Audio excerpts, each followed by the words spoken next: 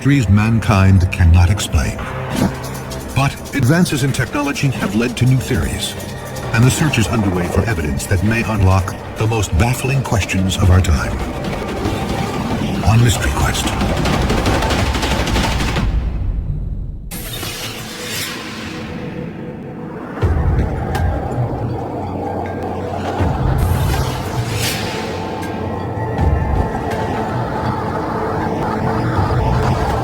The night sky is calm and clear.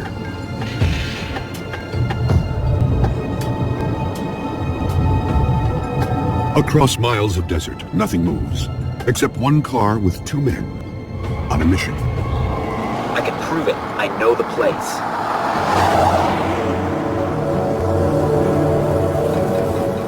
One, a physicist, is promising something shocking is about to appear.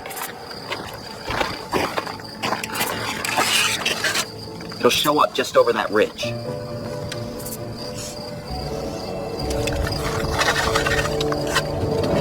Then, right on cue, an object appears from nowhere. Oh my God, what is that?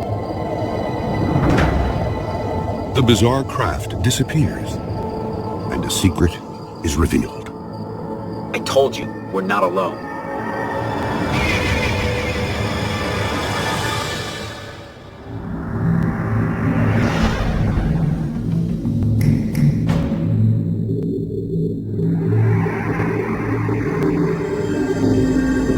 Questions about the existence of alien life have persisted for decades. Even more speculation surrounds the U.S. government and what it really knows. But amid the theories, there is one certainty. A belief that the public isn't being told everything. The conspiracy theories surrounding Area 51 are numerous. People use this as a blank slate on which to draw their darkest fears.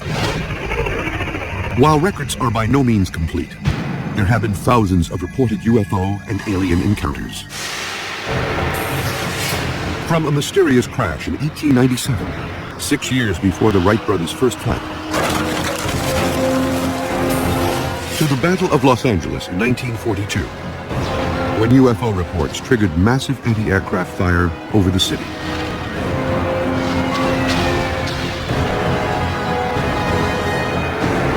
And the most famous UFO crash in U.S. history, Roswell, New Mexico. If I was in charge of the military and the government, I would do exactly what potentially has been done, and that's keep it a secret. For decades, there has been one location believed to be the epicenter of this government cover-up, Area 51.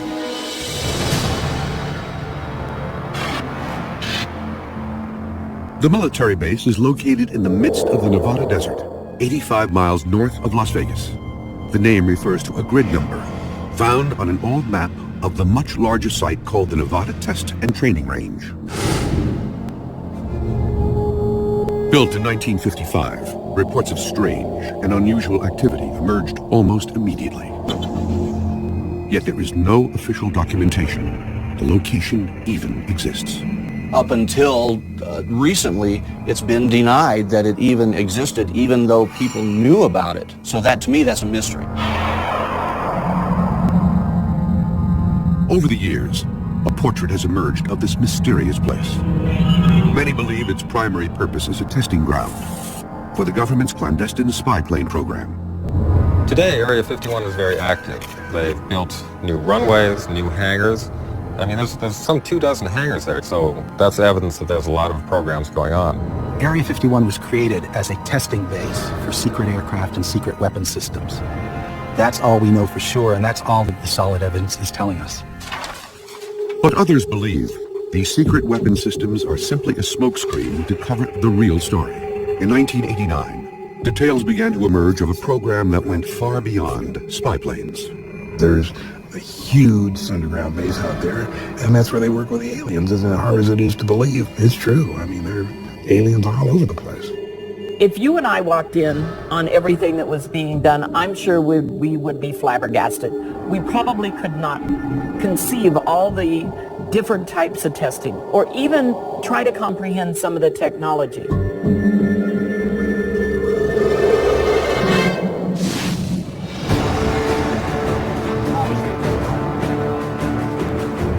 Mystery Quest is mounting an investigation to try to find evidence of any government cover-up.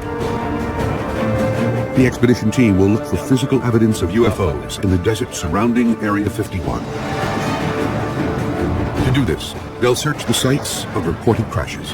Pete, I think we found something here. You may want to come take a look at this. The science team will test recovered metal fragments and determine if they are from Earth or another world.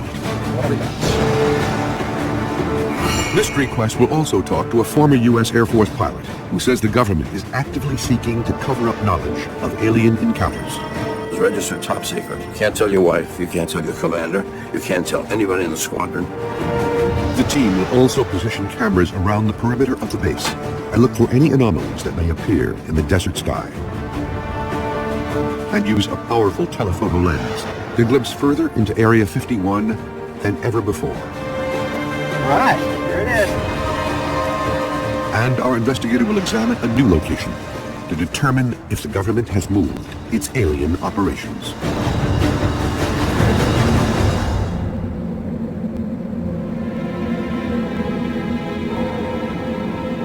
Area 51 operated in secret for decades. A lot of people think that there's UFO activity at Area 51, with good reason. I mean, because of such a secretive nature, and the cat was let out of the bag by Bob Lazar.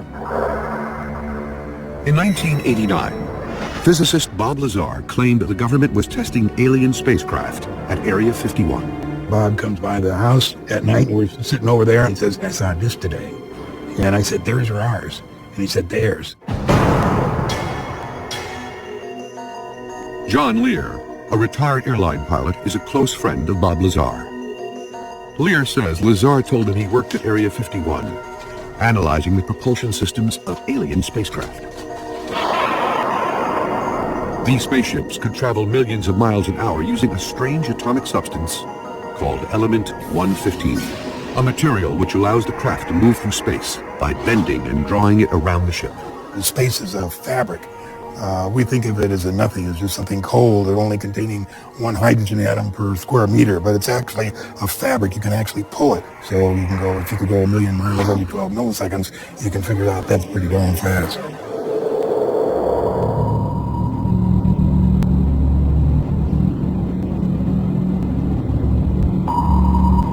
To prove his claims, in March of 1989, Bob Lazar led John Lear to a location outside the base. Then he told him exactly where and when he'd see an alien spacecraft for himself.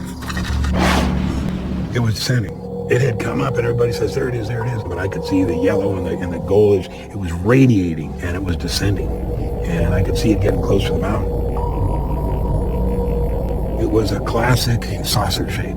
If you put one plate on top of the other, that would be a flying saucer. That was what I saw. Secret test site. And just a few minutes ago, we saw one of the government extraterrestrial UFOs fly over there. We all watched it for about 7 or 8 minutes.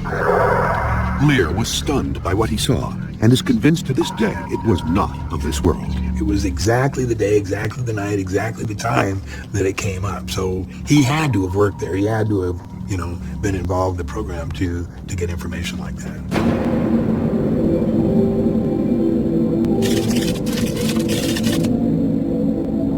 The expedition team is near Area 51 in an attempt to determine if what Lear and Lazar saw was real. Peter Merlin is an aerospace historian and expert on the U.S. government's experimental aircraft programs. Mark Easter is the International Public Relations Director of MUFON, the Mutual UFO Network. MUFON is the world's largest civilian UFO research organization. Their first task is to set up camera traps that will continuously scan the skies for 48 hours, looking for any signs of activity. We're on the Highway 375. We're headed towards Groom Lake Road, which is here, and we're going to get up on this side up in the desert and put the surveillance cameras up in this area here. There's less chance of somebody, happening across it, leaving for 48 hours and see what happens.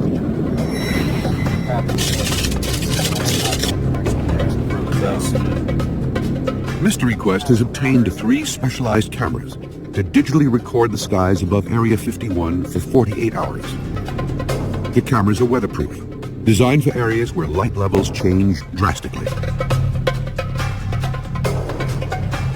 Infrared technology will allow them to capture images during the night.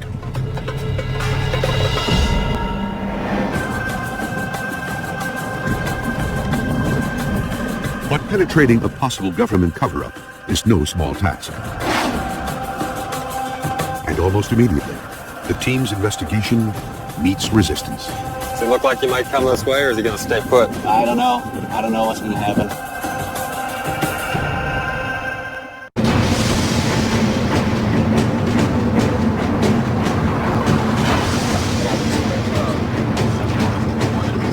Mystery Quest has traveled to the Nevada desert, hoping to unlock any cover-up about what our government really knows about alien life and UFOs.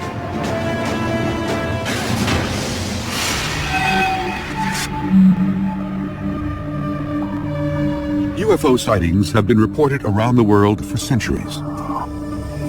There may be evidence that ancient cultures were visited by aliens. In Peru, giant figures of animals visible only from the air are etched into a high desert plateau spanning more than 50 miles. They are called the Nazca Lines, after the people who made them 3,000 years ago. Some believe they were ancient alien runways. The Nazca lines are aerial guidelines to find a path to the Nazca Plain. These markings, which range from hundreds to several thousand feet long, show direction and regions where they could land and conduct specific operations. The period after World War II seems to have ushered in a new wave of UFO sightings. The most famous alien incident in history occurred in 1947 in Roswell, New Mexico. Reports emerged that the military had recovered a crashed flying disc from a ranch near Roswell, and suspicions of an intricate cover-up have been rumored for decades. Parts were recovered, bodies were recovered, so the word went out before the military-industrial complex could get its hands on it and choke it. It is now known that governments around the world have also been keeping meticulous files on UFOs for decades. The United States has yet to fully release its files, but in 2008, the British government opened its files to the public. The reports were astounding. Thousands of unexplained UFO sightings. One of the most incredible incidents happened to an American Air Force pilot, Milton Torres. In 1957, Torres was stationed at a Royal Air Force base in Leeds, England. Only in the past year has he been authorized to recount what really happened to him. They scrambled me. It was the most incredible thing. This would be a hot fire mission. This meant he had orders to shoot down whatever was up there. And I would be cleared to fire, and I would select 24 rockets. Torres climbed to 30,000 feet. The clouds were thick, slightly obscuring his view. But the image on his radar screen was clear. The UFO was less than a mile away. It registered as the size of a football field. Yet it was zigzagging through the sky at an incredible speed.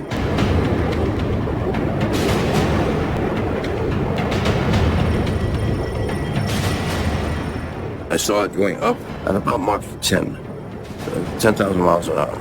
We didn't have the SR-71, we didn't have the F-22, we didn't have anything that could go anywhere near that speed.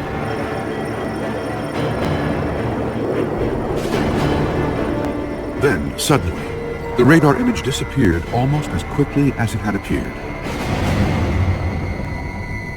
But Torres would quickly learn. The government didn't want him talking. The next day, the spook came from the embassy in London. So the man said, "No, you can't tell your wife, you can't tell your commander, you can't tell anybody in the squadron, including your wingman. It was registered top secret. If you say there's anything to anybody, we'll take you off flying status. Well, I work hard to become a fighter pilot. I wasn't about to lose that, so I better shut my mouth. Some argue that what Milton Torres observed was only a radar anomaly.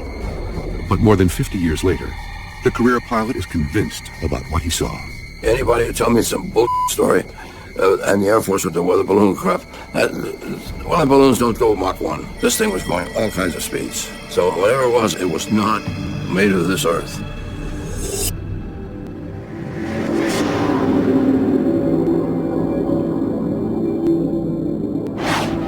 Speculation about an ongoing alien cover-up has raged for decades. Rumors are fueled by a government that won't officially admit the existence of Area 51.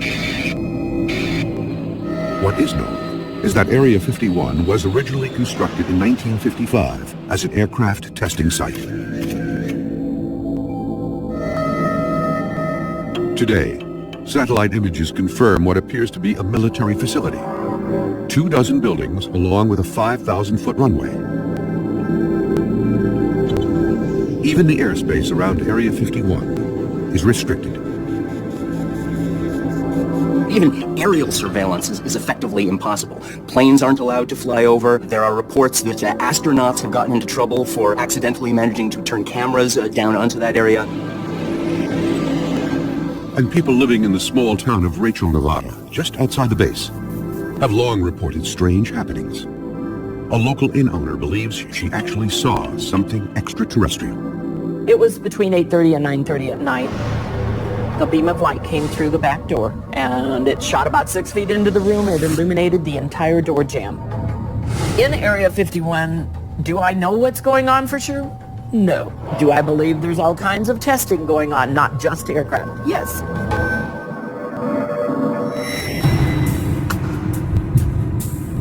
Next step, Groom Lake Road. After setting the camera traps, the expedition team approaches the perimeter of Area 51 in an attempt to survey the base. There is no official main gate that leads into Area 51, but any approach makes it clear that you are not wanted.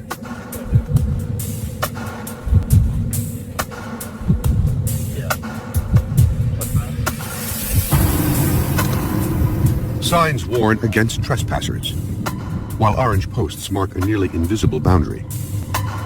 And the team is already under observation. They've even got remote cameras up there, so that guy doesn't even really need to be there watching us. He's just there in case we cross the border. I don't know what sort of telephoto they've got. They can probably read our license plate from there. The guards are part of a private security force that monitors the perimeter of Area 51. They're authorized to arrest anyone who crosses.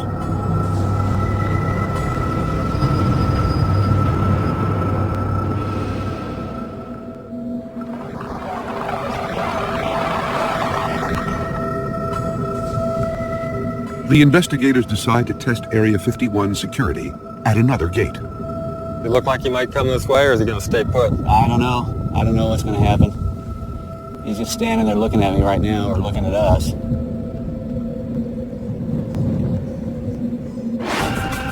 Merlin and Easter realize their investigation into Area 51 is going to require a new strategy. The next attempt could lead to a new discovery or their arrest. I honestly don't have a good feeling about this.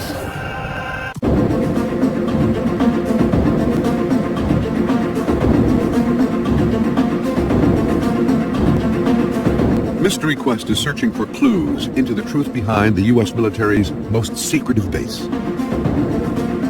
Many believe the government is involved in a cover-up of recovered alien technology and life forms. But what has been confirmed is that strange things happen near this desert testing grounds. Without warning and without explanation.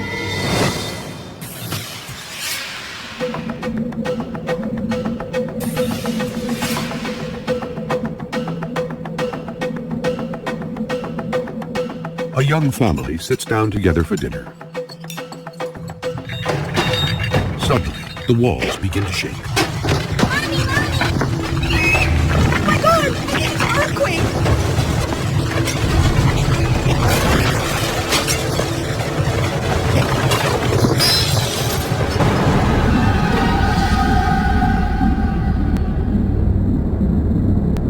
But geologists confirm it's not an earthquake, and weather services report no unusual activity. This mysterious wave is called a skyquake, but its origins are completely unknown. One theory is that these quakes are caused by a plane developed at Area 51 that flies so fast it is not called supersonic, but rather hypersonic. The government has never admitted it exists, but its code name is reported to be Aurora. The Aurora is one of the airplanes that has probably brought more people to study Area 51 than anything else. It was rumored to be something that could fly faster than Mach 5. Mach 5 is almost 4,000 miles per hour, twice as fast as any known airplane ever built.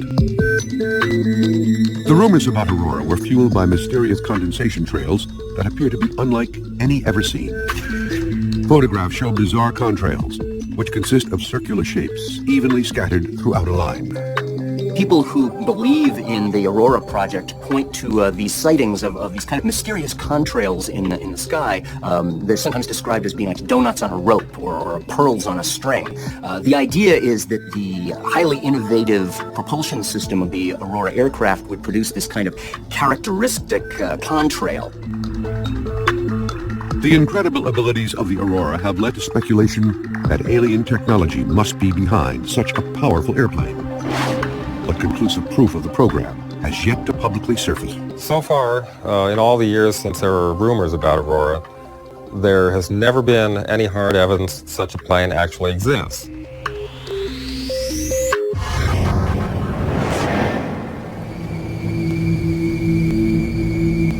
Area 51 may not be the only secretive government test facility with an extraterrestrial connection. Many believe there could be an alien research network of locations around the U.S. and the world. This thing has grown worldwide, and you have to have support, logistics, and landing sites for craft. Any place where the space shuttle can land in an emergency, you can bet that that's part of the Area 51 system. There are reports this network includes the Atlantic Undersea Test and Evaluation Center, or AUTEC, the Navy's ground zero for evaluating advanced technology. The base is located off the Florida Peninsula on Andros Island in the Bahamas. They have a natural laboratory for the testing of submarine technology. And if you think of a submarine, you really will get a good idea what a UFO is. Because a UFO is basically a submarine that can come out of the ocean, go into the air, and go into space.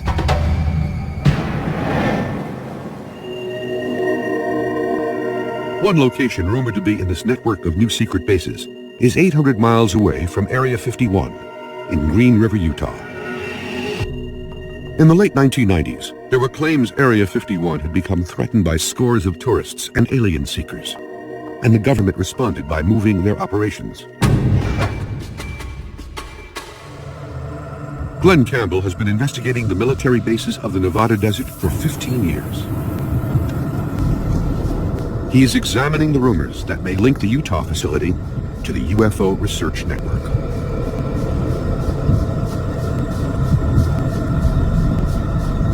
This looks like it. We're coming up on what looks like a gate. This is the main launch complex. This is the heart of this supposedly secret facility. I'm gonna get out and check it out. The facility was once part of a huge missile test range called White Sands. Man, we got here just as a monster storm is blowing in from the west. This is what I think is the central launch complex. It seems to be in the center of the pads. I don't know what's in here exactly. They got this big old steel door.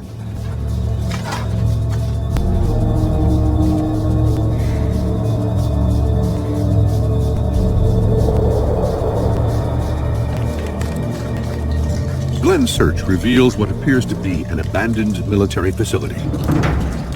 Debris and wires cover the ground.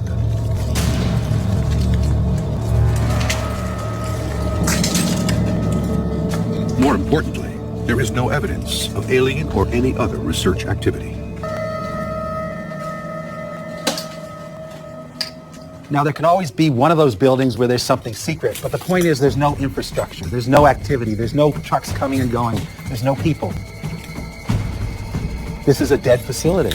This is not the new Area 51.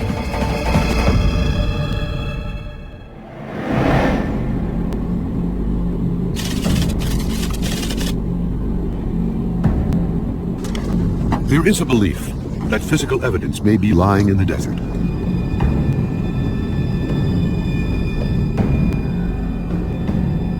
Now, the expedition team is on the hunt for that evidence.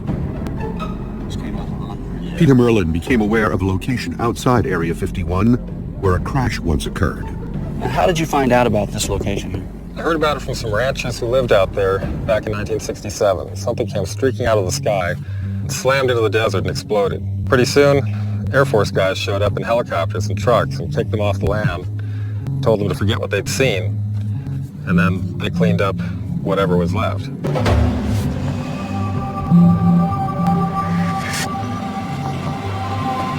There was one piece they didn't find. Check this out. You ever seen metal folded like that before? I have not. I mean, that's incredible. The force, it must have been planted in the ground at extreme speed. Not sure what kind of alloy that is. It's like stomping on a beer can. It's almost like it went straight in. But there's no impact crater here. I don't think it hit right here. I think it hit somewhere else and parts went all over. The piece is too large to move for testing. The team decides to split up and scour the desert for smaller debris. What we're out here looking for, it's not just what might be aircraft parts, but you can't assume what you're looking for is man-made. You have to be open to whatever the case may be. Now, if it's a piece of something that I'm concerned about, I won't touch it unless we get a Geiger counter on it. The Nevada desert was the site of many atomic tests. Caution is paramount.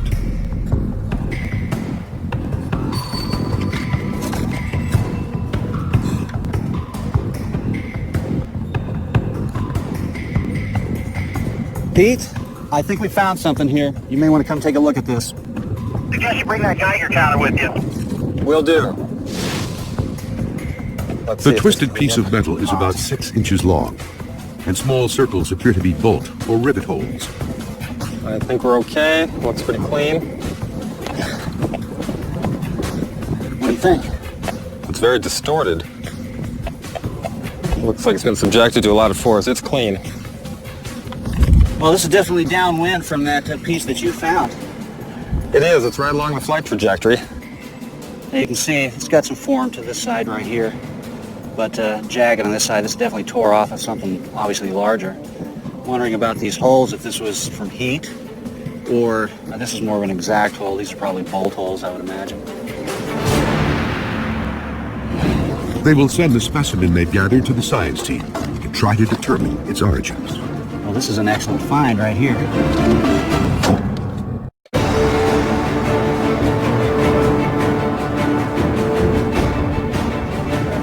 Mystery Quest is investigating whether the U.S. government is hiding a UFO research program at Area 51 and other locations. There is only one place to get a clear view of Area 51. It is called Tikaboo Peak, an 8,000-foot summit 26 miles from the base.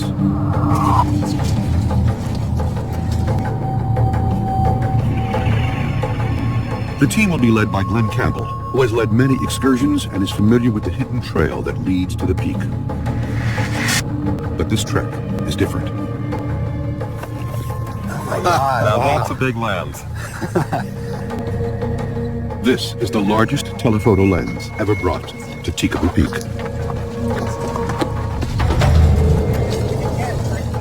It can zoom 66 times further than a standard lens.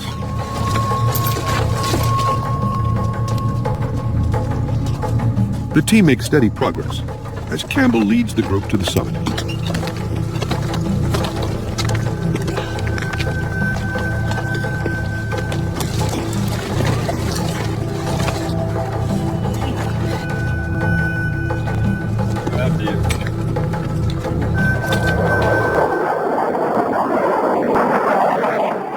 Suddenly, a fighter jet appears.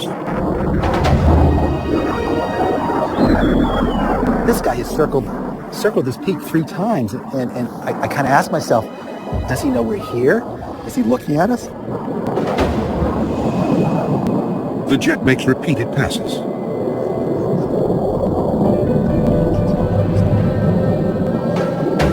Man, he's coming down really low, right through the valley there. Wow.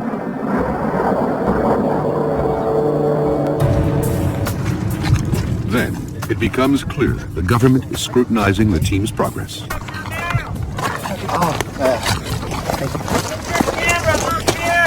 Coming! Coming! A military helicopter suddenly swoops in for a closer look. Man, they have to be here for us. Is he circling this peak? He's circling the peak. He has to be here for us. Well, there's no question. He's here for us.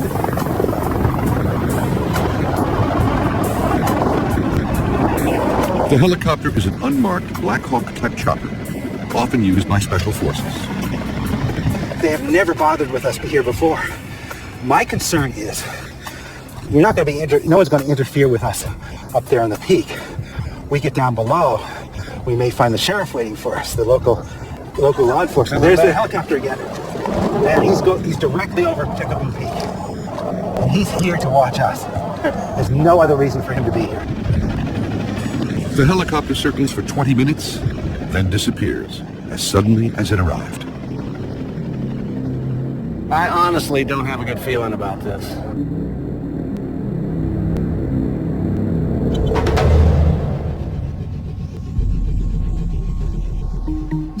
The science teams receive the wreckage from the desert. Dr. Jerry Delaney at Rutgers University Lab will oversee the testing, using an electron microprobe, a device that can determine almost 100% of the elements that make up any object.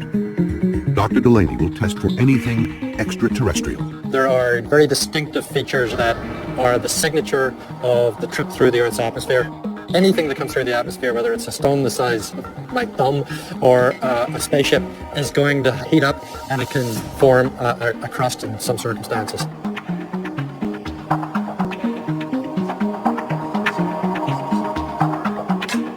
The microprobe generates an electron beam. And that, in turn, generates X-rays. They will tell me what the composition of the sample is. The information is sent to a computer, which identifies the chemical makeup of the sample. What do we got? Ooh, oh my goodness. Ah, this isn't what I thought it was going to be. Having said that, it is a very typical terrestrial alloy, brass. This object looks as if it was something that was man-made, maybe a vehicle, maybe a farm equipment, maybe something military, I don't know. But everything about it says man-made terrestrial. The expedition team continues to investigate. Camera surveillance could provide proof of the conspiracy, as new evidence is discovered at the top of Documen Peak. This looks like new construction. I mean, other times I haven't seen this thing here before.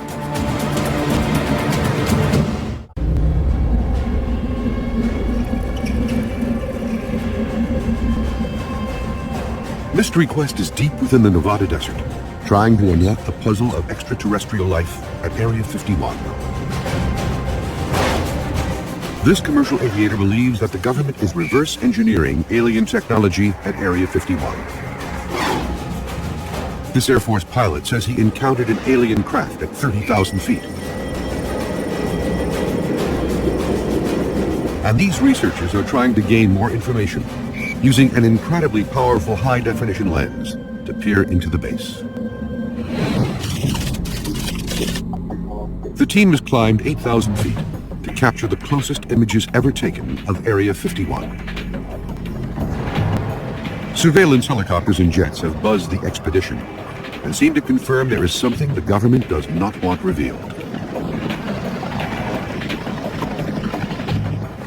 All right, there it is. That's what you wanted to see. There's Area 51. The team looks at recent satellite images, providing a bird's eye view of the base. They'll compare these images to what they see through the high-definition lens. New construction would prove that Area 51 is an expanding facility.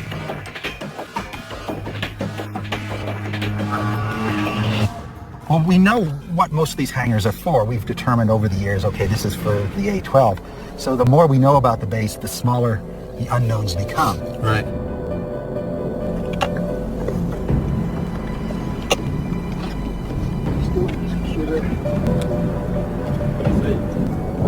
The team examines the base through the powerful lens. Multiple buildings and runways are clearly visible on the monitor. But no cars or people are observed. Then, Glenn Campbell notices something. This looks like new construction. I mean, other times I haven't seen this thing here before. Wow, what do you suppose it's for? Well, it's big. And what do they need a hangar that big for? Campbell spots a large hangar, which appears much smaller in the satellite photo. And something new implies a new program of some sort, doesn't it? While it is not confirmation that alien research is underway, the new construction is evidence that Area 51 is still operational. Do you have any insight with your background as to what potentially the future of what they're hiding here is? Well, on the aeronautical side of the house, I certainly expect there will be development of high-tech demonstration aircraft, new stealth technologies, and unmanned vehicles. But beyond that, who knows? Anything could be in those hangars. The team descends to retrieve the over 48 hours of aerial surveillance taken by the desert cameras.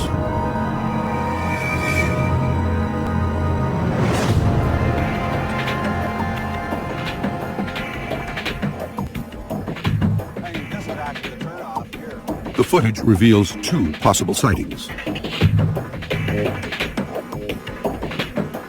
In one scene, an object seems to appear, then quickly vanish in the sky above the ridgeline. In the second, a procession of lights drift near the horizon. But careful examination has revealed these anomalies are not evidence of UFOs. The first was determined to be a sudden cloud formation. In the second video, a series of lights appear on the horizon. However, after examining the evidence, the team concludes these lights are most likely headlights from passing automobiles.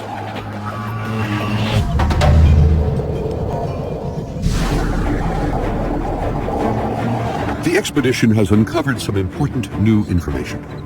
The team is determined that the U.S. military is still conducting research and testing at Area 51. They also proved that the government will go to great lengths to protect the secret research they are doing. And new evidence has been uncovered of government pressure on a U.S. Air Force pilot to lie about his UFO encounter. The truth will eventually come out, as it always does. The question is, when and how? The UFO phenomenon, as far as I'm concerned, and a lot of people, is the largest mystery in history. People need to investigate it, and investigate it scientifically. In the darkness of the night, we look out. Children in an age-old universe. We try to find the man in the moon and search for meaning in the stars. We look for answers. We look for life, perhaps not as we know it. A world away, or is it? What I saw was real. It was damn real. Over the last 50 years, reports of UFOs and of encounters with extraterrestrial beings have reached astronomical proportions.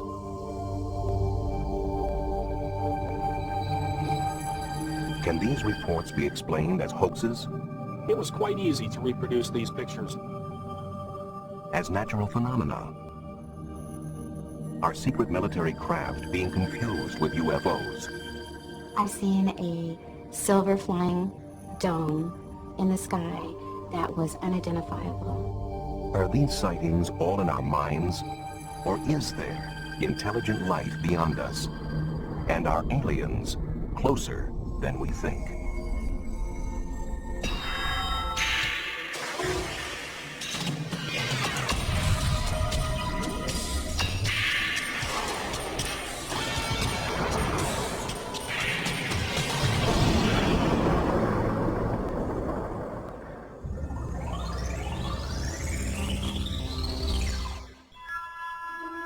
We have long been intrigued by the notion of life on other planets, and our popular culture has been filled with images of UFOs for decades.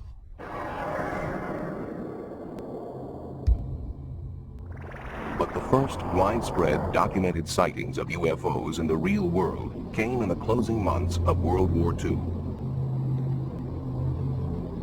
The sightings we saw were, I think, were in about in the 44, and November or December then.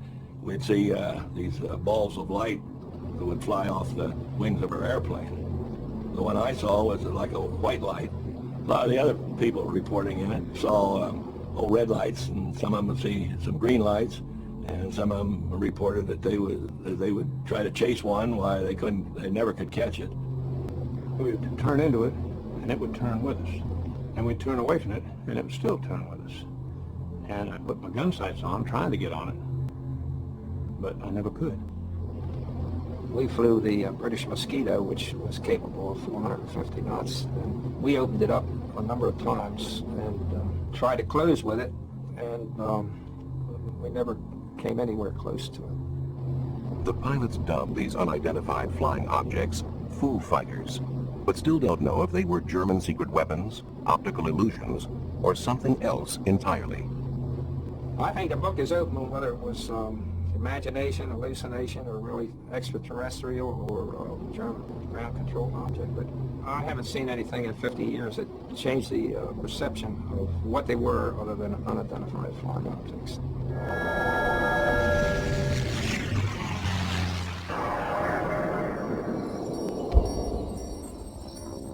2 years after the end of World War II in Washington State, a private pilot named Kenneth Arnold reported seeing peculiar-looking aircraft near Mount Rainier. The craft appeared to wobble and flip and were flying faster than any Arnold had ever seen. Word of this sighting was spread by the press, and the term flying saucers was coined.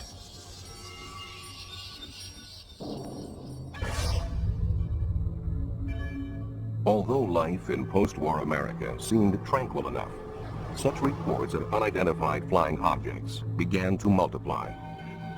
Were these UFOs Soviet reconnaissance planes? Could this explain their apparent presence around U.S. military bases? Fear began to emerge. Atomic secrets could be at risk. National security at stake.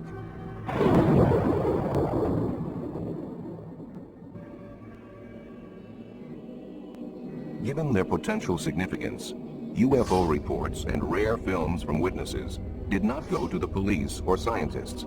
Rather, for 22 years, they were collected as part of Project Blue Book for Air Force investigation. The head of the project explained why. First of all, to try to determine if the UFO phenomena presents a threat to the security of the United States. And second, to determine if the UFO phenomena exhibits any technological advances which could be channeled into research and development. Finally, in 1969, the files were closed. The Air Force conclusion? No threat and poor data.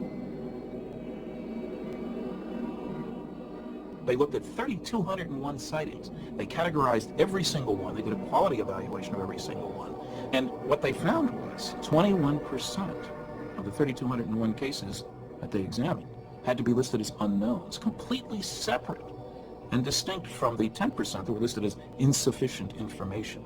They found that the better the quality of the sighting, the more likely to be an unknown. And yet, what did the Secretary of the Air Force say to the public? He said that on the basis of this report, we believe that no objects such as those properly described as flying saucers have overflown the United States. Still, many remained unconvinced by the official government findings, and their disbelief seemed to find support for a time in 1987. It was then that British researcher Tim Good laid his hands on a briefing document which was addressed to President-elect Dwight D. Eisenhower and dated November 1952. The papers appear to reveal the U.S. government's clandestine recovery of aliens after the 1947 crash of an airborne object in New Mexico. Those in charge of the recovery were called the Majestic 12. According to this document, a local rancher reported finding a flying saucer that had crashed 75 miles northwest of Roswell Army Airfield. During the recovery, 4 dead aliens were supposedly found. Their remains were allegedly removed and sent to several different locations to be analyzed. There's no question that the importance of these documents was monumental. I mean, nothing like it before had surfaced. It's dynamite. Proves there are flying saucers, alien visitors, the whole business. The implication is, 1, Earth is being visited by extraterrestrial spacecraft. 2, the government has known not only that that is true in the abstract, but has had pieces of wreckage and bodies of extraterrestrials since at least 1947. But not everyone was as sure. Within about 10 minutes of seeing the documents, based upon my research into UFO documents up to that time, I knew these things weren't real. Among the documents Tim Good received was a memorandum from President Truman to his Secretary of Defense. Critics claim that his signature is identical to that on another document, a problem for document analysts. Now, anyone familiar with forensic document analysis knows that a person signing their name never signs it twice in the exact same way. And that suggested to us that the signature from the later genuine non-UFO document was cut out by the forger and pasted onto this false executive order to lend an air of authenticity to it.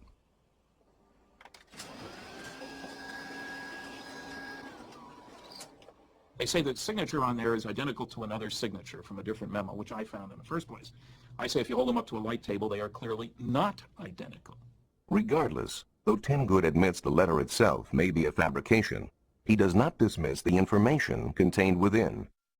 I am convinced that whoever fabricated that document, if it was fabricated, must have had inside knowledge. There's no way it could be otherwise. And there's no question that the Majestic 12 papers have indeed pointed people in the right direction. And I think essentially the information contained therein is accurate. Eventually, to get a more complete overview of government documentation regarding UFOs, the Citizens Against UFO Secrecy went to court. The National Security Agency, however, tried to block them. We filed for the 21-page above top secret affidavit. The judge referenced it in his finding, and we eventually got it. The only trouble is, as you start to go through it, you find that it's blacked out, and pretty soon all blacked out. 75% of the document isn't there. People say, scrape away the black, there's nothing underneath. They Xerox it first.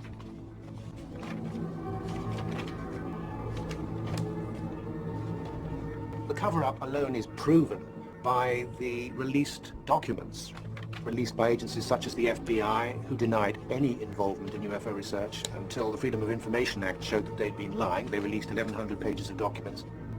CIA denied any interest in the subject. Suddenly we have now, I would think, thousands of pages of UFO-related information dating back to the 1940s, which quite clearly indicates that there has been a cover-up. Certainly, the Private Center for UFO Studies thinks there is validity to UFO work. Over 100,000 cases are archived there. I am convinced by over 20 years of work in this field that there is a mysterious phenomenon occurring that is being neglected by science, not by the public, but by science. And it's to science's detriment that it's doing so. Still, in other parts of the world, some scientific studies are being done on UFOs.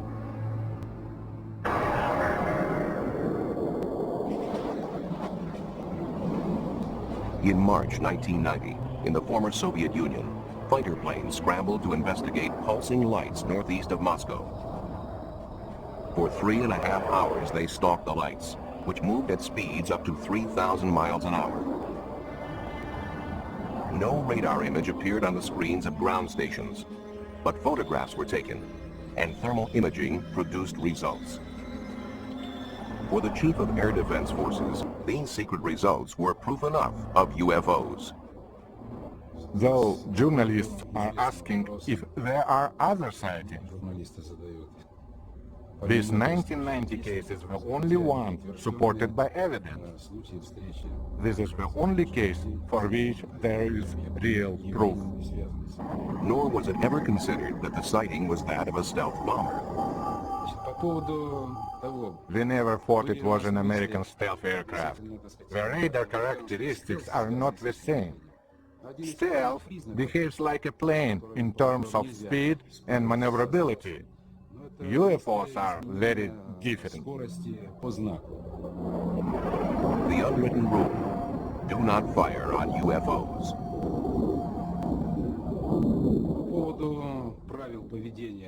As far as official instructions are concerned, we in air defense have certain unwritten rules that mean we do not fire at UFOs. From 1977 on, an official Soviet Ministry of Defense study has collected hundreds of reports of UFOs, reportedly to gain alien technology for military use.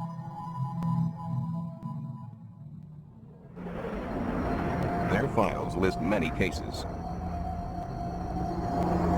In one case, a pilot reported finding a light closing in on him, at which point his aircraft went into rapid descent. Though he landed safely, there was damage to the left wing.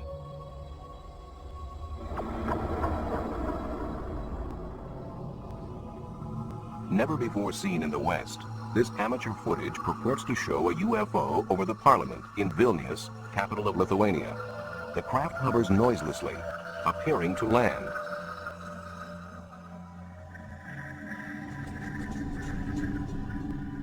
At dawn the next morning, local militia videotaped this nearby.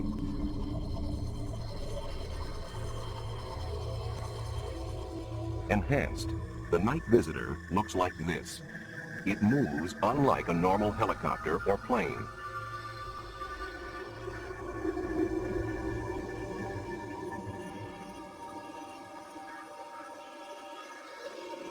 In another Soviet incident, hundreds of people thought they saw a giant UFO over the city of Petrozavodsk in northwest Russia in 1977. But studies established that it was the burning booster of a secretly launched satellite. Still, at the Soviet Academy of Sciences, such phenomena are considered worthy of serious inquiry.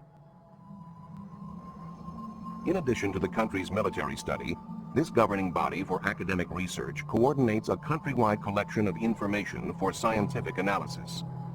Here, the Central Committee for the Study of UFOs gathers data from 10 other scientific academies. I would like to say a few words about our methods. For some sightings, we carry out investigations in the field. A sighting here has resulted in 12 years of research.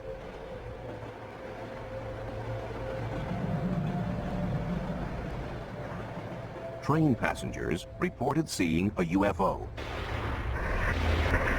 a metallic craft that landed nearby. Biologist Yuri Simyakov believes there have been permanent changes to the scene. We believe this could have been a landing site.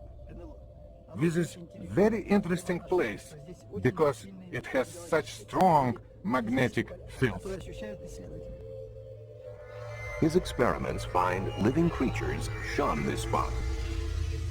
These findings are consistent with studies of other UFO sites, where the ground appears empty of all life, even microbes. Most puzzling of all, Earth samples taken from landing sites contain tiny spheres. His work has led him to conclude these spheres were extraterrestrial in origin, containing DNA, the seed of life itself. In the U.S., tests of these samples were divided. Results indicate that the spheres are either of unknown origin or common parts of groundwater filter systems. Yet some Russian researchers believe alien microtechnology is being placed here by interplanetary prowlers. Given worldwide interest, researchers have attempted to classify reports of UFO sightings and encounters with extraterrestrials. When an unidentified flying object is seen, but nothing more, it is labeled a close encounter of the first kind. Where traces are left, it becomes the second kind. Then there are close encounters of the third kind, where people report observing aliens. In close encounters of the fourth kind, the witness actually interacts with the aliens. In November 1980, in Tudmorton, England, an experienced police officer, Alan Godfrey, was on night patrol when he saw an object he could not identify. I was on a 10-6 night duty, so I decided that I would go up to this local council estate. As I was about to turn, I saw another 500 yards up the road this object. As I got near to this object, it became apparent to me that what I was looking at wasn't something that I would normally find in the early hours of the morning in Todmorden, you know. I thought it could have been a hot air balloon that had come down, but obviously as I got nearer and nearer, I realised that this was a metallic, man-made craft. It was a nuts and bolts thing. It wasn't an hallucination, it was real. This object was 20 foot wide. It's 14 feet high. It's diamond-shaped. The bottom half of it was rotating. The top half was stationary. It had a bank of dark windows, or could have been panelling. I got out the car, picked a brick up, thrown it at it, I'd have probably found out whether the windows or not. The trees that lined the road were shaking violently. Yet whilst I was sat in the car, I didn't feel any vibration. I didn't hear any noise, but I certainly wasn't going to get out of the car. I picked the clipboard up, put it on my knee, and proceeded to draw it. Now, as I'm drawing the object, I'm suddenly at the other side of it, driving a police car. And the object had gone. Gone too was a period of time. After hypnotic regression, the officer remembered more. There's a total blackness. Then there's a feeling of floating, as though either me on my own or the vehicle, whatever, is floating. Then I wake up in a room. Now in this room, there's a very tall humanoid, for want of a better word. He's about 6 foot to 6'6", very tall, thin, with a beard. He had a skull cap on and he had this white gown on. What happens then is, I'm asked to get on this bed. Now, the questions asked to me then is, how did he, he wants to get there? Because I said, his mouth's not moving, he's not talking, it's just, he wants me to get on the bed. Obviously, whatever it was having some sort of influence over my thoughts. Yet, I did feel at ease with him. I felt comfortable with him. I got the impression that I'd met him before. I wasn't in fear of him or anything like that. I didn't feel in any danger. So I'm on the bed, and these horrible little things come. They are a lamp-shaped thing with black, dark eyes. That's the best way I can describe them. And there was about 7 or 8 of them.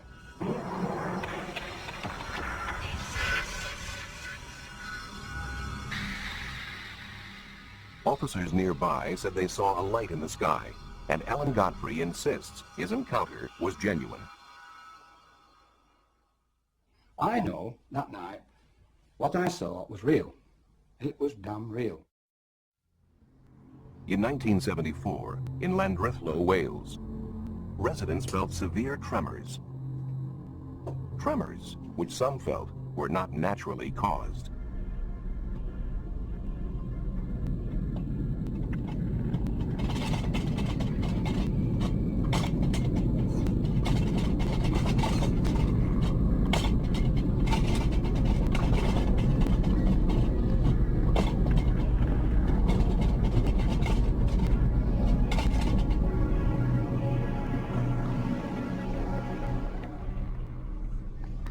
I have no idea what had happened. I don't think it was an earthquake somehow. I still think it wasn't an earthquake. John Roberts wasn't the only one shaken that day. Hugh Edwards thought he saw a flying saucer. I saw this object come in, a long thing, with the size of a bus really, right in the middle, these planes. Came across the mountain, towards the road there. As it went over there, it dipped, and I thought it was going to crash. It dipped out the sight into the valley. Well, I'd heard so much about flying saucers, and I thought, well, this is it. The only sound I heard of it, like a shh, going through the air. I was very surprised to see it, really.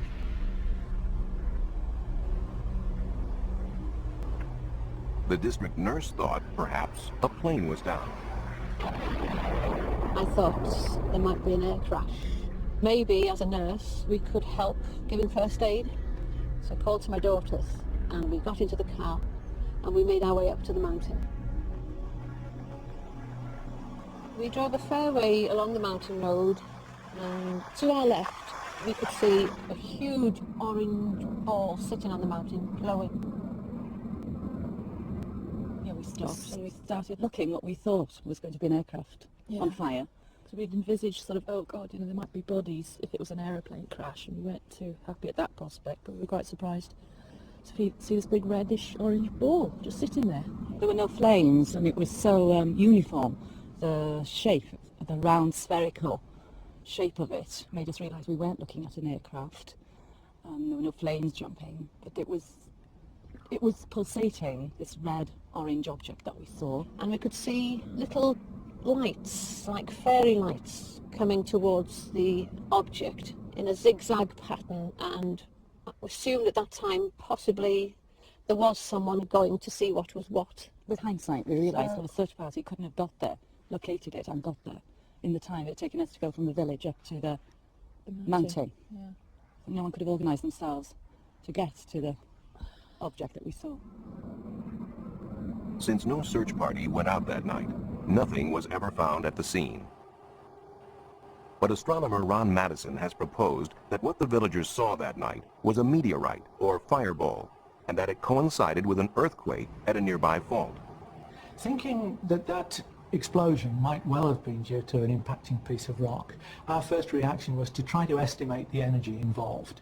And it seemed to us to be something that would correspond to an explosion of the size of about 600 tons of TNT.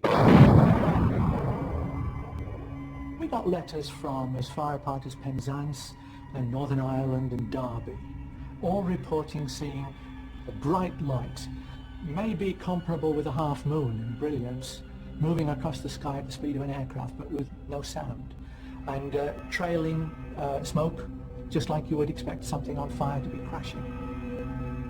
In the next few days, we were to realise, of course, that the village was not very far from the Gala Fort, which is active and has been moving steadily over thousands of years. And unbeknown to us at the time, originally, there had been on that evening a movement on the fort, and that is incontrovertible evidence. This was a coincidence. There were fireballs in the sky at the same time that there was a triggered movement along the Gala Fort.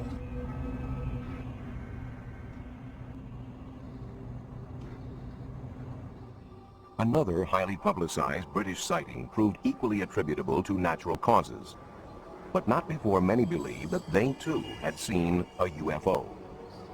In March 1981, policeman Derek Ingram saw and photographed what many thought to be an alien craft that had landed on a fell or hillside. I was in the kitchen of the police house at Critico. I looked out across the fell, and the kitchen window backs onto the fell, and I saw a very intense bright light, a big band of light, on the rock face of the fell. I watched the light for maybe 10 minutes, and I thought I was going to take a photograph of it. It was unusual. I actually drove up onto the hill and walked across the fell to try and find something on there, maybe something had been dropped or something happened. There was nothing up there. I couldn't find anything at all that would explain the lights. The faithful saw a finned craft with 3 lights, and as the press had a field day, researchers tried to identify the visitors. After the photographs had been taken, the negatives were given to the Yorkshire UFO Society, who spent 2 years investigating the case. They sent the negatives to Ground Source Watch in America and to a very well-known German UFO photographic analyst. Neither groups of people could come up with a satisfactory explanation, and in fact Ground Social Watch actually said snow was the best possibility for it. In 1983, the Yorkshire UFO Society went public with the case and actually claimed that it was the best evidence yet for a structured craft being sighted in the British Isles. the investigation continued, and in 1987 we'd almost given up hope of ever finding out what caused it. And I was on a weekend trip into the Dales with my wife and son and decided to stop and show them Krakow fell. And lo and behold, what should be staring back at me from the cliff face but the Krakow UFO. What they found was certainly a surprise. Right, we're about 1,100 feet up a Yorkshire cliff, and this is a Krakow UFO. Might not look like much from close up, but you can actually see the three balls of light on the photograph.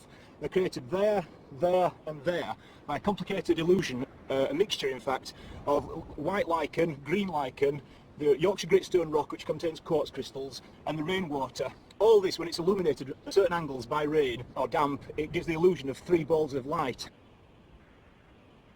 Some days it can be very bright, some days it can be very dull. On the day in particular when Derek Ingram saw it, it was amazingly bright, and that's what created the feeling in him that he'd actually seen something totally unusual, even though he'd actually looked out of his window probably every day for the previous 2 years and not seen it. Though some sightings can clearly be explained by natural phenomena, UFOs continue to have a grip on the public's imagination that is not easily loosened. And there's no shortage of pranksters to capitalize on this fascination.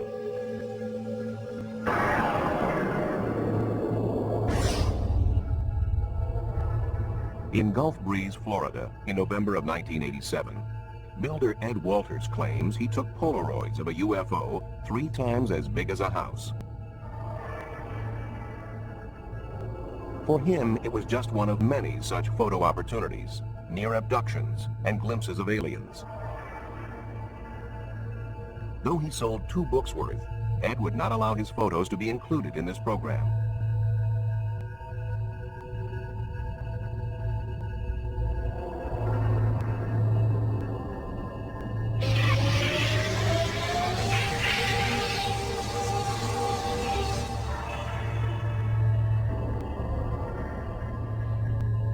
Photographs such as these are not difficult to fake, with a little know-how, a styrofoam model, and the right camera. It was quite easy to reproduce these pictures. He took the majority of his early pictures, about 30 pictures, on a Polaroid 108 camera. It is very easy to double expose the film in that camera.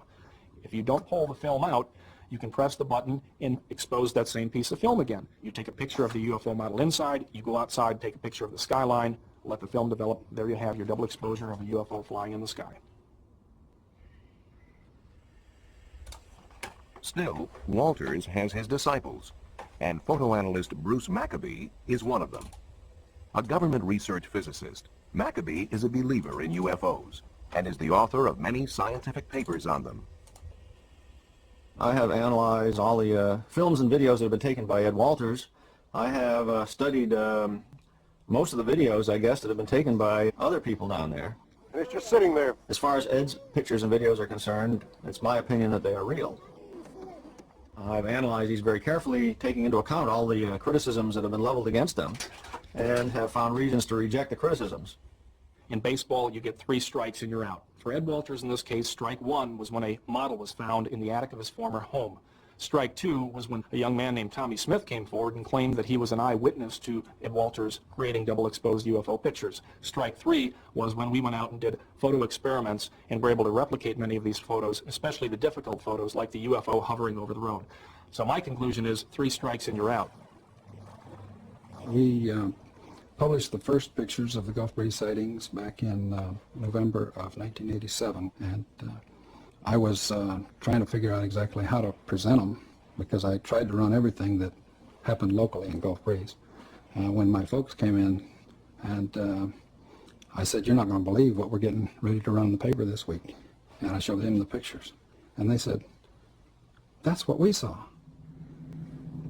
It was primarily because of the many other people in Gulf Breeze that witnessed the UFO, both the same night that Ed first got the pictures and many times after that, that the Sentinel continued to carry the story. I have had 3 other daylight sightings and over 100 sightings at night at Shoreline Park in Gulf Breeze. I witnessed over 170 sightings. These were red lights, red and white lights, over and around Gulf Breeze, Florida. I've seen a silver flying dome in the sky that was unidentifiable. Never seen anything like that before, and it was unexplainable. But just across the bay from Gulf Breeze is the Pensacola Naval Air Base. One explanation that occurs to locals is that some of the sightings are illegal pranks by naval personnel at the base.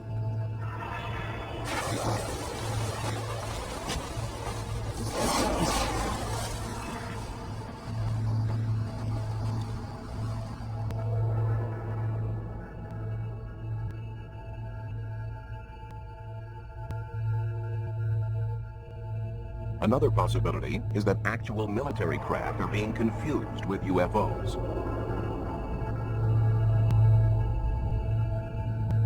For instance, would most people recognize UAVs, uninhabited aerial vehicles, designed for stealthy reconnaissance and secret observation?